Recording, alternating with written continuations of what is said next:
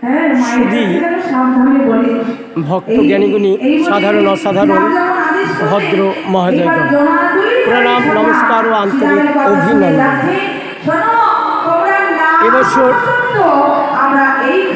17ই ফাল্গুন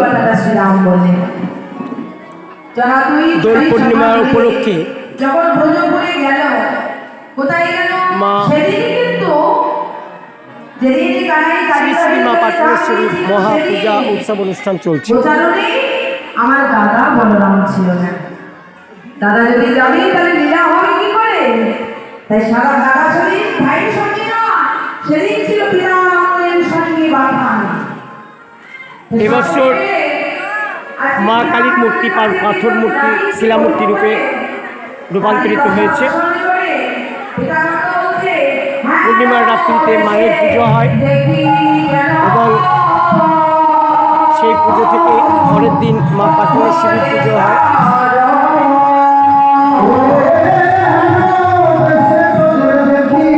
তার 10 দিন ধরে পুজো চলে। সেই 10 দিন ধরে মধ্যে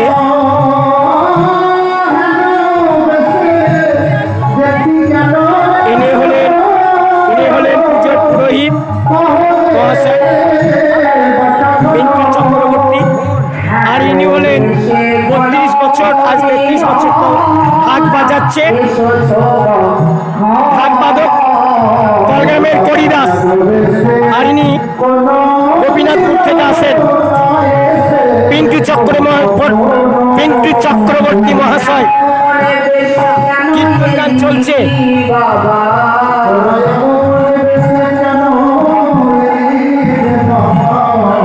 এই ঘরের দৃশ্য।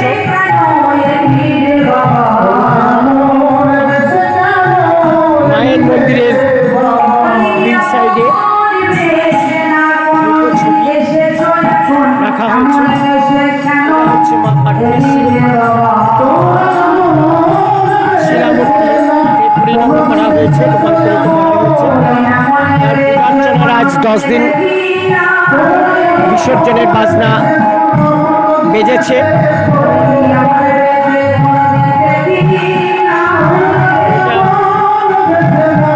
এই ছবিগুলো তুলে ধরলাম। আর 1400 সালের ঝড়ে যে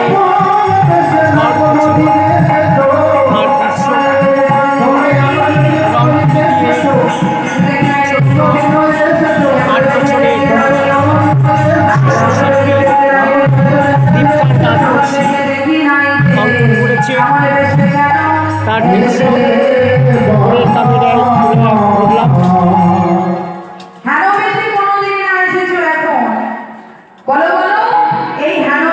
1400 সালের 13ই চৈত্র দোল পূর্ণিমার দিন থেকে কালো তিরপলের প্যান্ডেলে মায়ের পুজো শুরু হয়েছিল। তার দৃশ্য এখানে দেখানো হয়েছে।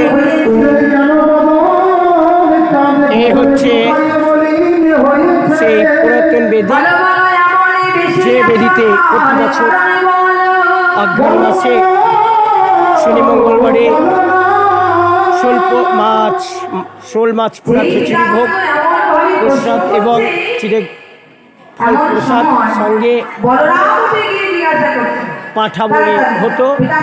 এখন আর পাঠা বলি হয় না, কিন্তু পূজার্চনা হয়। আজকে মা পূজার শেষ দিন, পালা কীর্তন গান চলছে। তার একটি দৃশ্য। দোকানদার ব্যবসাদার মেলায় সবাই এসেছে, সবাই পুরুষ প্রশাসন সবাই ধন্যবাদ, শুভেচ্ছা ভালোবাসা রইল। আপনারা সকলের মায়ের কৃপা আশীষে সুস্থ থাকুন, ভালো থাকুন, ভালো হোক, সকলের দীর্ঘ জীবনে নিয়ে ধনৈশ্বর্যে পরিপূর্ণ হয়ে উঠুক। এদিকে দেখা যাচ্ছে এটা পাটন বিল, তার দৃশ্য অনেকটা দূর থেকেই আসছে, সেটা একটু তুলে ধরার চেষ্টা করলাম। সকলে ভালো থাকুন, সুস্থ থাকুন। ওই দূরে এসে দেখা যাচ্ছে ওটা হচ্ছে পাটন বিল। এই বিলেরই উপর দিয়ে কোনো এক সময়ে সওদাগরেরা নৌকা বয়ে যেতেন, তারই দৃশ্য মায়ের ছবিতে, মায়ের বেদিতে তুলে ধরার চেষ্টা করা হয়েছে। সকলেই ভালো থাকুন।